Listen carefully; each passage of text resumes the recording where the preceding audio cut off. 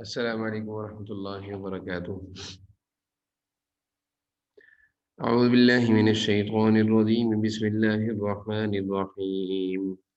وقال الملك ائتوني به يستخلصه لنفسي فلما كلمه قال إنك اليوم لدينا مكين أمين قال اجعلني على خزائن الأرض إني حفيظ عليم وكذلك مكنا ليوسف في الأرض يتبوأ منها حيث يشاء نصيب برحمتنا من نشاء ولا نضيع أجر المحسنين ولأجر الآخرة خير للذين آمنوا وكانوا يتقون۔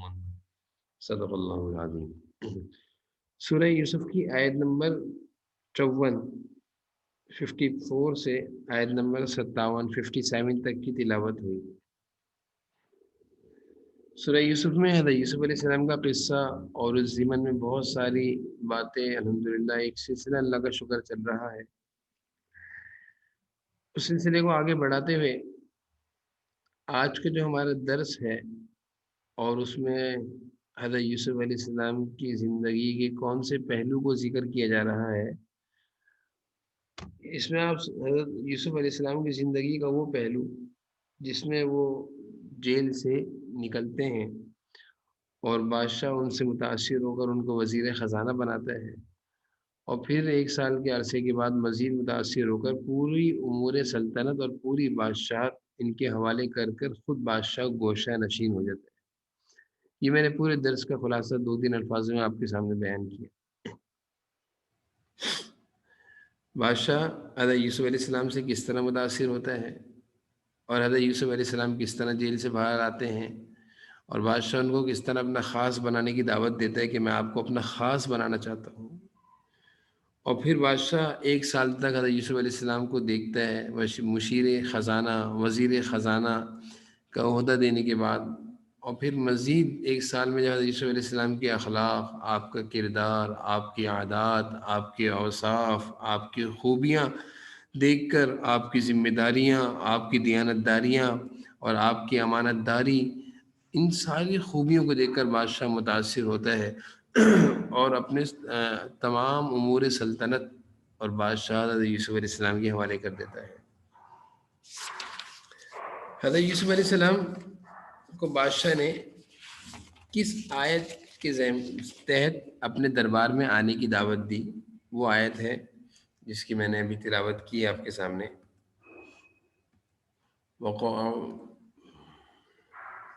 وقال الملك ائتوني به استخلصه لنفسي فلما كلمه قال انك اليوم لدينا مكين امين۔ اس آیت میں حضرت یوسف علیہ السلام کو بادشاہ مصر نے جیل سے اپنے پاس آنے کی دعوت دی ہے کہ ان کو میرے پاس لے کر آؤ۔ استخلصه لنفسی، میں ان کو اپنا خاص معاون یعنی معاون خصوصی بناؤں گا۔ تو یہ بادشاہ نے حضرت یوسف علیہ السلام کو اپنے پاس آنے کا مقصد بیان کیا، اور پھر اس دوران حضرت یوسف علیہ السلام جیل سے کس طرح آتے ہیں، پھر بادشاہ سے ملاقات ہوتی ہے، پہلی ملاقات، اور پہلی ملاقات میں وہ بادشاہ حضرت یوسف علیہ السلام سے کس طور پر متاثر ہوتا ہے، وہ درمیان کی کیا کیا باتیں ہیں وہ میں آپ سے عرض کرتا ہوں۔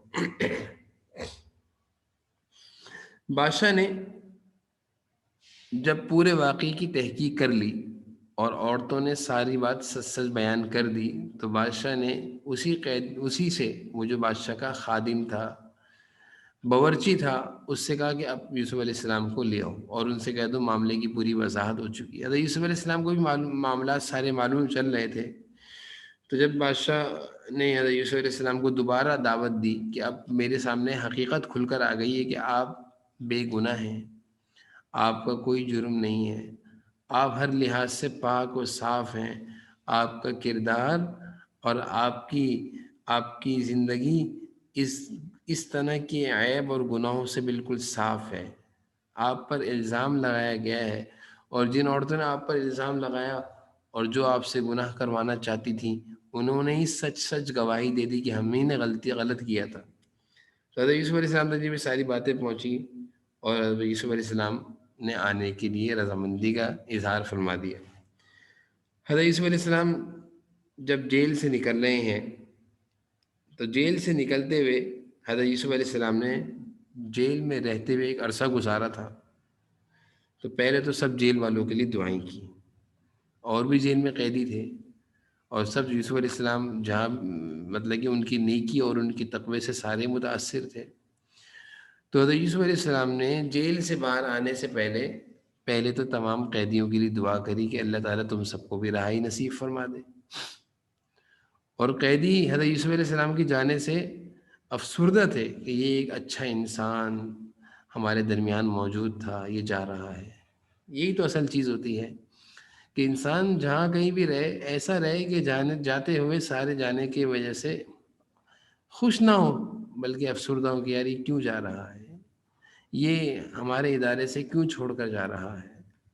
اس کے رہنے سے ہمیں بڑی تقویت تھی، اور اس کے اخلاق اور کردار ہر لحاظ سے بڑا اچھا انسان تھا، ہم سے بہت اچھے طریقے سے پیش آتا تھا. تو حضرت یوسف علیہ السلام بھی جیل میں ایسی پیاری زندگی گزاری قیدیوں کے ساتھ کہ جاتے ہوئے سارے قیدی افسردہ تھے آپ کی جانے پر. حضرت یوسف علیہ السلام نے جاتے جاتے بھی سب کے لیے دعائیں کریں اور غسل کیا اور نئے کپڑے پہنے. نئے کپڑے پہننے کے بعد جیل سے روانہ ہوئے، بادشاہ کے دربار میں پہنچے. اور دربار میں پہنچنے کے بعد حضرت یوسف علیہ السلام نے ایک دعا کی، حسبی ربی من دنیایا وحسبی ربی من خلقه عز جارہ وجل ثناؤہ ولا الہ غیرہ. میری دنیا کے لیے میرا رب کافی ہے، ساری مخلوق کے بدلے میرا رب میرے لیے کافی ہے، اور جو اللہ کی پناہ میں آ گیا وہ بالکل محفوظ ہے، اور وہی اللہ، اس کی بہت تعریفات ہیں اور اس کے سوا کوئی معبود نہیں. یہ حضرت یوسف علیہ السلام نے دعا کی دربار میں پہنچنے کے بعد. اور جب دربار میں پہنچے ہیں تو پھر اللہ کی طرف متوجہ ہو کر پھر دعا کی، اللہ کا شکر ادا کیا. دیکھیں نا، ایک انسان اس کو اتنی تکالیف سے گزر کر، ایک وقت وہ تھا کہ کنویں میں تھے، ایک وہ وقت تھا کہ زلیخا کی غلامی تھی، ایک وہ وقت تھا کہ جیل میں قید تھی، اور اب سارے یعنی ان زندگی کے ان راستوں سے مشقتیں کاٹتے ہوئے بادشاہ کے محل میں پہنچ رہے ہیں. تو یقینی بات ہے شکر تو انسان کرے گا. ایک آدمی وہ تکالیف سہنے کے بعد اس پر خوشی کا دروازہ کھلتا ہے تو اس کو تکالیف کا احساس ہوتا ہے، پھر وہ شکر بہت کرتا ہے. ایک آدمی ہو، اس کو ایک دم سے سارے عہدے اور منصب مل جائیں اور اس کو پتہ نہ ہو کہ یہ کس قدر محنت اور مشقت سے یہ ساری دولت آئی ہے، میرے والد کی محنت تھی. بنی بنائی دکان مل جاتی ہے، بنی بنائی فیکٹریاں مل جاتی ہیں، بنے بنائے گھر مل جاتے ہیں، تو قدر نہیں ہوتی. وہ اولاد جو ناقدری ہو، ناشکری اولاد جو ہوتی ہے، جس کے اندر شکر نہیں ہوتا، وہ بنی بنائی چیزوں پر سمجھتے ہیں کہ ہمیں ایسے ہی مل گیا، جبکہ ان کے سامنے ان کے والدین کی محنت نہیں ہوتی ہے، کس قدر محنت سے والدین نے یہ چیزیں بنائی ہیں. تو محنت جس کی ہوتی ہے، تکالیف جس نے اٹھائی ہوتی ہے، تو شکر بھی اس کی زبان سے نکلتا ہے. تو یوسف علیہ السلام جب دربار میں پہنچتے ہیں تو وہاں جانے کے بعد بھی اللہ کا شکر ادا کرتے ہیں کہ اللہ تو نے مجھے جیل سے نکالا، تو نے مجھے کنویں کے اندھیروں سے نکالا، تو نے مجھے زلیخا کی غلامی سے نجات دی، آج تو مجھے بادشاہ وقت کی دعوت پر مصر کے محل میں پہنچاتا ہے. تو وہاں جا کر بھی دعا کری. پھر حضرت یوسف علیہ السلام نے عربی زبان میں مصر کے بادشاہ کو سلام کیا. اور بادشاہ کے لیے عربی بادشاہ، جو مصر کا جو بادشاہ تھا، وہ بھی ایک ذہین انسان تھا، اور وہ بہت ساری زبانوں پر عبور رکھتا تھا، یعنی اس کو بہت ساری زبانیں آیا کرتی تھی. تو حضرت یوسف علیہ السلام کی پہنچنے کے بعد اس نے حضرت یوسف علیہ السلام سے بادشاہ وقت نے مختلف زبانوں میں باتیں کی. حضرت یوسف علیہ السلام کو بھی اللہ تعالیٰ نے بہت ساری زبانوں پر مہارت دی تھی، تو حضرت یوسف علیہ السلام نے بھی اس کو بہت ساری زبانوں میں جواب دیا. لیکن دو زبانیں ایسی تھیں جو بادشاہ نہیں جانتا تھا، حضرت یوسف علیہ السلام جانتے تھے، اور وہ تھی عربی اور عبرانی. جب حضرت یوسف علیہ السلام نے ان دو زبانوں میں بادشاہ وقت سے کچھ باتیں کریں اور کچھ دعائیں عربی میں پڑھی تو بادشاہ بہت زیادہ متاثر ہوا. تو یہ حضرت یوسف علیہ السلام کے بادشاہ حضرت یوسف علیہ السلام سے جو متاثر ہوا، اس کا ایک سبب یہ بھی تھا، اور بھی خواب بھی ہے، میں آگے بیان کرتا ہوں، لیکن مختلف زبانوں میں باتیں کرنا یہ انسان کو متاثر کر دیتا ہے۔ پھر یوسف علیہ السلام سے بادشاہ نے کہا کہ آپ نے جو خواب کی تعبیر بتائی تھی، مجھ تک میرے ملازم نے وہ خواب کی تعبیر پہنچا دی تھی، آپ نے جیل میں بیان کی تھی، میں چاہتا ہوں میں آپ کی زبان سے خود سنوں۔ تو حضرت یوسف علیہ السلام نے دوبارہ خواب کی تعبیر پوری بیان کری اور تفصیلی حالات بیان کیے کہ دیکھیں بادشاہ، جو آپ نے خواب دیکھا تھا، اس خواب کے ذریعے سے معلوم یہ چلتا ہے کہ آپ کی سلطنت اور آپ کی حکومت میں جتنی دائرہ کار ہے، جہاں جہاں تک کہ آپ کی حکومت ہے، اس پورے دائرہ کار میں ایک قحط کا زمانہ آنے والا ہے، مشکلات کے دن آنے والے ہیں۔ ان مشکلات کے دنوں کے آنے سے پہلے خوشگوار دن بھی آئیں گے۔ تو ان خوشگوار دنوں میں، یعنی جب کھیت اور باغات سرسبز و شاداب ہوں گے اور خوب خوشگواریاں ہوں گی، تو ان دنوں میں کچھ غلے کو سنبھال کر رکھنا ہوگا جو ہمارے مشکل وقت میں کام آئے گا۔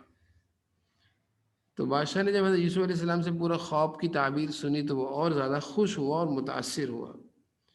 تو پھر وہ پریشان ہوا، بادشاہ پریشان ہوا، اور پریشان ہونے کے بعد اس نے کہا کہ یوسف علیہ السلام سے کہ میں اس ذمہ داری کو اور ان مشکل حالات سے نکلنے کے لیے کسی ایسے آدمی کو ذمہ دار بنانا چاہتا ہوں جو ان مشکل حالات سے ہمیں نکالے، یعنی وہ وزیر خزانہ ہو اور اس کے اندر ان مشکل حالات سے نکالنے کی صلاحیت ہو۔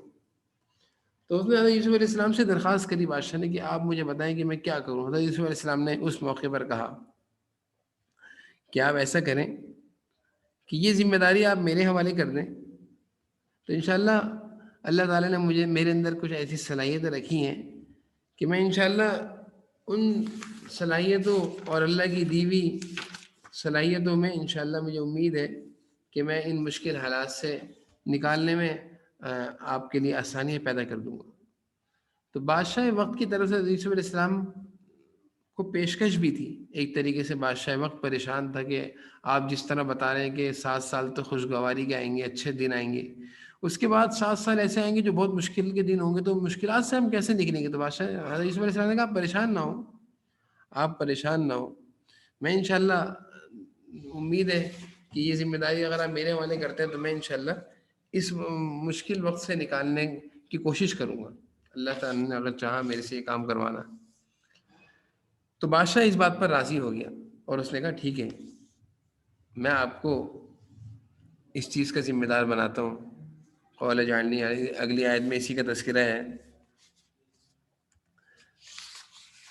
قال جعلنی علی خزائن الارض۔ حضرت یوسف علیہ السلام نے کہا کہ آپ مجھے ملک کے خزانوں کا انتظام دے دیجئے، آپ پریشان نہ ہو، آپ کے جو خزانے ہیں اس کا انتظام آپ مجھے دے دیجئے۔ انی حفیظ علیم، میں حفاظت بھی خوب کروں گا، حفاظت کرنا بھی خوب جانتا ہوں، اور خزانے کی اور لوگوں کی ضروریات کے بارے میں مجھے پورا علم بھی رہے گا۔ یہ 2 خوبیاں حضرت یوسف علیہ السلام نے بیان کری کہ ایک وزیر خزانہ یا جس آدمی پر مالی ذمہ داریاں ہوں اس کے اندر 2 خوبیاں ہونی چاہیے۔ پہلی خوبی کیا ہے؟ حفیظ، مال کا تحفظ کرنا جانتا ہو، یعنی اگر ہمیں کسی نے کوئی مالی جیسے شعبہ اکاؤنٹس ہوتا ہے، اکاؤنٹنٹ کے اندر 2 خوبیاں ہونی چاہیے، حفیظ اور علیم۔ کیا ہے حفیظ؟ کیا؟ مال کی حفاظت کرنا جانتا ہو، صحیح طریقے سے خرچ کرنا جانتا ہو، ضرورت کے مواقع پر خرچ کرنا جانتا ہو، بلا ضرورت خرچ کرنا اس کی عادت نہ ہو، اس کو پتہ ہو کہ یہاں پہ ضرورت ہے۔ تو حفیظ کہتے ہیں مال کی حفاظت کرنا، اور علیم کہتے ہیں کہ ضرورت مندوں کے بارے میں جاننا کہ کون لوگ بے روزگار ہیں، کن لوگوں کو اس وقت مال کی زیادہ ضرورت ہے، کون سے شہر کے لوگوں پر قحط زیادہ آیا ہوا ہے، کون سے شہر کے لوگ پسماندہ ہیں، فقر و فاقہ اور محتاجگی کا شکار ہیں۔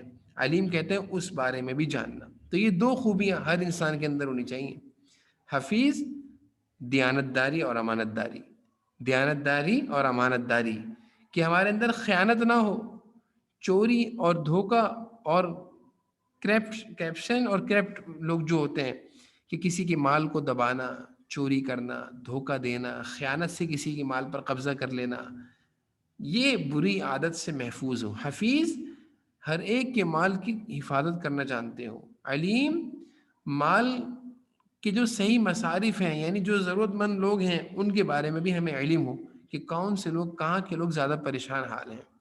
اب ہم تو اچھے، جیسے مثال ہے، بہت سارے لوگ ہیں جو اچھے علاقوں میں رہتے ہیں، اچھے گھروں میں رہتے ہیں، اچھا کھاتے ہیں، اچھا پہنتے ہیں۔ ہمارے اطراف میں بھی ایسے لوگ ہیں جن کے بارے میں ہم جانتے ہیں کہ یہاں پہ کوئی ایسا آدمی نہیں ہے جو بھوکا سوتا ہو یا اس کے پاس رہنے کا گھر نہ ہو۔ لیکن کچھ ایسے علاقے ہیں جن میں ایسے لوگ ہیں کہ جن کے پاس کھانے پینے کو نہیں ہے، تو ان لوگوں کے بارے میں معلومات کا رکھنا علیم، اس کے معنی علیم ہے۔ حفیظ علیم، حفیظ معنی دیانت دار، امانت دار، علیم معنی ضرورت مندوں کی خبر گیری رکھنے والا، محتاجوں اور فقیروں کے بارے میں جاننے والا۔ یہ حضرت یوسف علیہ السلام نے بادشاہ سے کہا اجعلنی علی خزائن الارض، آپ پریشان نہ ہو، آپ پریشان نہ ہو، آپ اس ذمہ داری کو میرے حوالے کریں۔ حفیظ بھی ہوں میں اور علیم بھی ہوں، حفیظ بھی ہوں میں، علیم بھی ہوں میں، انشاءاللہ مال کو صحیح طریقے سے رکھوں گا بھی اور مال کی حفاظت بھی کروں گا۔ تو بادشاہ نے کہا بہت اچھی بات ہے، میں تو چاہ یہی رہا تھا کہ اس ذمہ داری کو آپ سنبھال لیں، کیونکہ بہت مشکل حالات اور مشکل دن آنے والے ہیں، تو ان حالات کے آنے سے پہلے آپ اچھے طریقے سے ان حالات کو سے گزرنے کا اور حالات سے مقابلہ کرنے کا آپ صحیح طریقے سے جانتے ہیں۔ تو یوسف علیہ السلام نے بھی اس ذمہ داری کو قبول کیا، اور بادشاہ نے خوشی خوشی پہلے وزیر خزانہ حضرت یوسف علیہ السلام کو بنایا، اعلیٰ خزائن الارض، وزیر خزانہ بنایا۔ پھر ایک کیا ہوا کہ حضرت یوسف علیہ السلام جب وزیر خزانہ بن گئے اور اپنی ذمہ داریوں کو بہت احسن طریقے سے پورا کر رہے تھے، اور خوشیوں کے دن، خوشگواری کے دن، اچھائی کے دن جب آئے تو حضرت یوسف علیہ السلام نے ان حالات سے بڑے اچھے طریقے سے گزارا لوگوں کو، اور لوگوں کو سمجھاتے رہے کہ بھائی جو بھی کما رہے ہو اس کو سارا کا سارا مت اڑاؤ، بلکہ کچھ سنبھال کر بھی رکھو، کچھ اپنے پاس جمع پونجی بھی رکھو کہ مشکل وقت میں یہ کام آئے، آپ کے مشکل وقت میں آپ کے یہ کام آئے۔ تو حضرت یوسف علیہ السلام اس طرح ان حالات سے گزارتے رہے۔ بادشاہ نے دیکھا حضرت یوسف علیہ السلام کو کہ بہت اچھے طریقے سے اس ذمہ داری کو پوری کر رہے ہیں، اور بہت احسن طریقے سے سارے کاموں کو لے کر چل رہے ہیں، اور بہت اچھے طریقے سے حالات کا مقابلہ کر رہے ہیں، تو بادشاہ نے اپنے دربار میں ایک جشن مقرر کی، ایک دن رکھا جس میں بہت بڑا جشن یعنی رکھا گیا، بہت بڑی تقریب سمجھ لیں، ایک بہت بڑی تقریب رکھی۔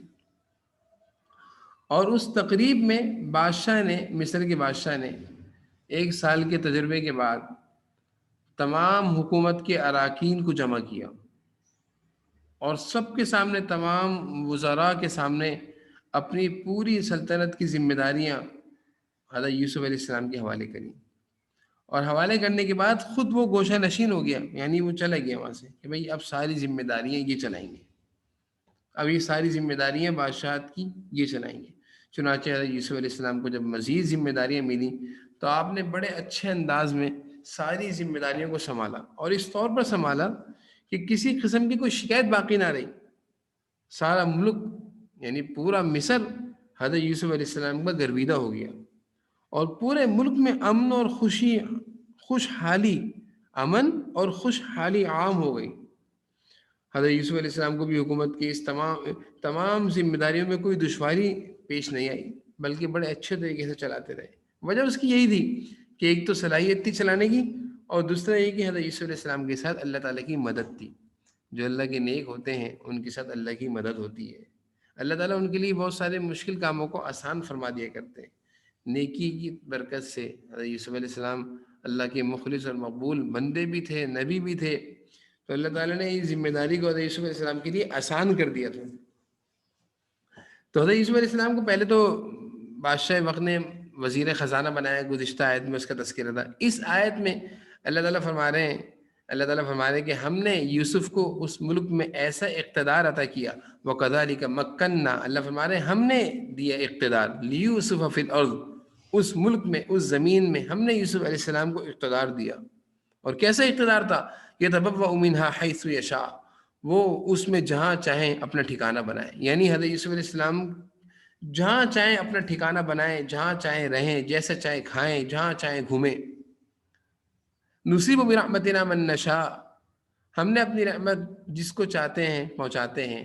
ولا نضيع اجر المحسنین، اور ہم نیک لوگوں کی اجر کو ضائع نہیں کرتے. اللہ تعالیٰ فرما رہے ہیں ہم نے حضرت یوسف کو حکومت دی، اور ہم نے ان کو ایسی سلطنت دی کہ ان کی اب وہ جہاں چاہیں رہیں، جہاں چاہیں، اب ان پر کوئی قید نہیں، اب ان پر کوئی سختیاں نہیں، اب ان پر کوئی تکلیفیں نہیں. انہوں نے جو تکلیف اور مشقتوں کا زمانہ اور امتحان اور آزمائش کا زمانہ جو گزارنا تھا وہ انہوں نے گزار لیا. اب ان کی وہ محنتیں اور وہ قربانیاں اور وہ صبر ہم ضائع نہیں کریں گے. یہ بڑی پیاری آیت ہے. اللہ فرما رہے ہیں وَلَا نُضِيعُ أَجْرَ الْمُحْسِنِينَ، محنتیں کسی کی ضائع نہیں ہوا کرتی. اس آیت سے اس بات کو سمجھ لیجئے. آج بہت سارے لوگ کہتے ہیں ارے میں نے تو اتنی محنت کری، میں نے تو اتنا کچھ کیا، آج مجھے اس کا صلہ کچھ بھی نہیں دیا، آج دنیا والوں نے مجھے نکال کے باہر کھڑا کر دیا. اگر محنت اخلاص کے ساتھ کی تھی آپ نے، اگر محنت میں کرنے میں آپ مخلص تھے، اور آپ کسی قسم کی دیانت داری اور امانت داری کے خلاف کوئی کام نہیں کیا، تو یقین جانیے اس آیت سے کہ محنت اللہ تعالیٰ کسی کی ضائع نہیں کرتے. محنت کا صلہ آخرت میں ملنا تو یقینی ہے ہی، دنیا میں بھی اللہ تعالیٰ محنت کا صلہ دیتے ہیں.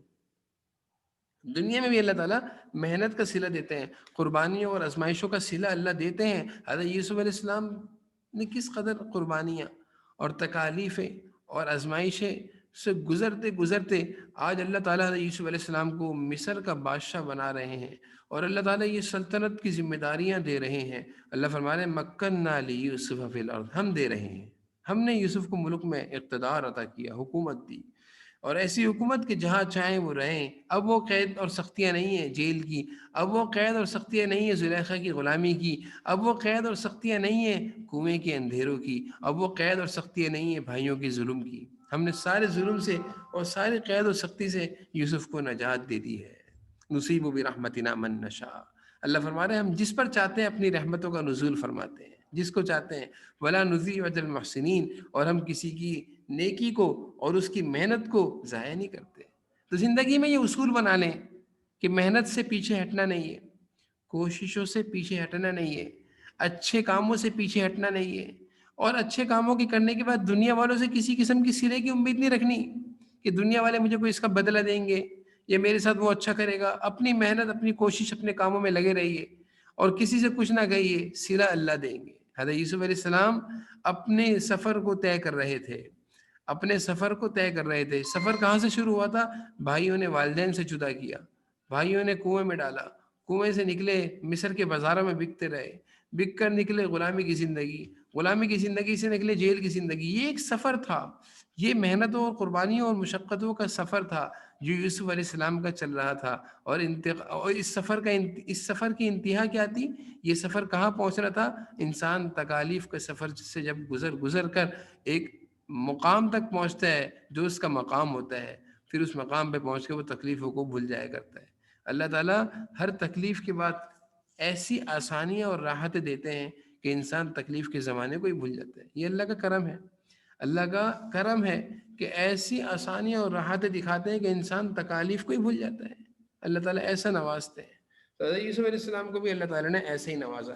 اچھا، یہ بھی آتا ہے تفاسیر میں کہ جب حضرت یوسف علیہ السلام کو ساری ذمہ داریاں دی گئیں اور خواب کی تعبیر کے مطابق جب 7 سال خوشحالی کے آئے، تو حضرت یوسف علیہ السلام نے ان 7 سالوں میں لوگوں کو سمجھایا کہ بھئی سارا مال نہیں کھانا، جتنا کماؤ گے اس کا کچھ حصہ رکھنا سنبھال کر اگلے مشکل دنوں کے لیے. اور پھر اس کے بعد جب قحط کے سال آئے، یعنی قحط پڑا، بارشیں رک گئیں، زمین بنجر ہو گئی، اور غلہ اور باغات سوکھ گئے، اور زمین سے نکلنا سب کچھ بند ہو گیا، تو لوگ پریشان ہوئے. تو حضرت یوسف علیہ السلام اس زمانے میں، قحط کے زمانے میں، پیٹ بھر کر کھانا نہیں کھاتے تھے، ایک ٹائم کا دن بھر میں کھاتے تھے، بھوکے رہتے تھے. بادشاہ ہیں، سب کچھ کر سکتے ہیں، لیکن لوگوں نے کہا آپ تو مصر کے خزانے کے مالک ہیں، بادشاہ ہیں، آپ کے قبضے میں تو سب کچھ ہے، آپ کیوں بھوکے رہتے ہیں؟ حضرت یوسف علیہ السلام نے فرمایا یہ میں اس لیے کرتا ہوں تاکہ مجھے بھوکے لوگوں کا احساس ہو. وہ لوگ جن کے پاس کھانے پینے کو نہیں اور وہ قحط سالی کا شکار ہیں، مجھے ان کی بھوک کا احساس کیسے ہوگا؟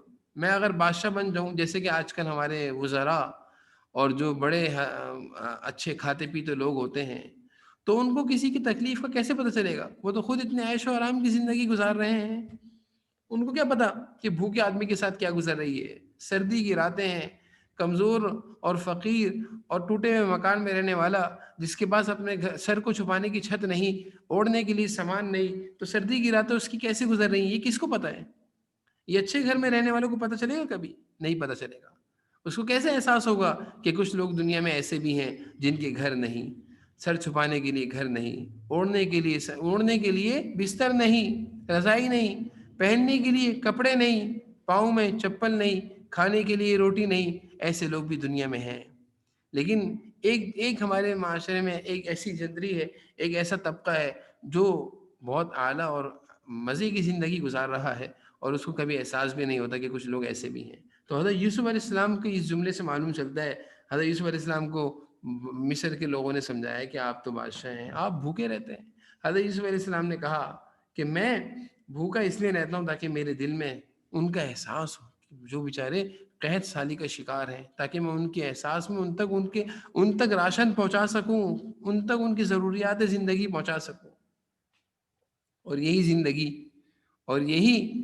زندگی جناب نبی کریم صلی اللہ علیہ وسلم نے پسند فرمائی تھی۔ آپ فرماتے تھے مجھے یہ بات پسند ہے کہ میں ایک دن بھوکا رہوں اور صبر کروں، اور ایک دن کھاؤں اور شکر کروں۔ کھانے سے اللہ کی نعمتوں کا احساس ہوگا، اور جب ایسا کھانا نہیں ہوگا تو صبر کی توفیق ملے گی، صبر کرنے کا موقع ملے گا، اور ان لوگوں کے حالات سے باخبر رہوں گا کہ جن کے پاس کھانے کو نہیں ہے۔ تو جناب نبی کریم صلی اللہ علیہ وسلم کی زندگی سے ہمیں معلوم چلتا ہے کہ آپ نے بھی اسی طرح کی زندگی گزاری ہے۔ تو ہم اپنی زندگیوں میں یہ باتیں لے کر آئیں، ان چیزوں کو لے کر آئیں۔ اس آج کے درس میں بہت ساری چیزیں آئیں۔ ایک تو حضرت یوسف علیہ السلام کا کردار، دو خوبیاں اپنے اندر پیدا کریں، حفیظ علیم، دیانت داری اور غربا کی حالت سے باخبر۔ دیانت داری اور فقراء اور مساکین کی حالات ہمیں معلوم ہو کہ کچھ لوگ ایسے بھی ہیں جو بیچارے کھانے پینے کو ترس رہے ہیں، پہننے اوڑھنے کو ترس رہے ہیں۔ تو دو خوبیاں تو اپنے اندر یہ پیدا کریں، اور ساتھ میں حضرت یوسف علیہ السلام کا یہ جو درس ہے کہ بھوکے رہنے کا مقصد بھوکوں کی حالت سے باخبر رہنا۔ ایسا نہ ہو کہ کھا پی کر ہم ایسے غفلتوں میں پڑ جائیں اور ہمیں احساس ہی نہ ہو کہ دنیا میں ایسے لوگ بھی ہیں۔ تو حضرت یوسف علیہ السلام کے آج کے درس سے یہ کچھ چیزیں تھیں جو ہمارے سامنے آئی ہیں۔ اللہ تعالی ہم سب کو خوب اچھے طریقے سے قرآن کریم کو سمجھنے کی اور ان باتوں پر عمل کرنے کی توفیق نصیب فرمائے۔ وآخر دعوانا الحمد للہ رب العالمین۔ السلام علیکم۔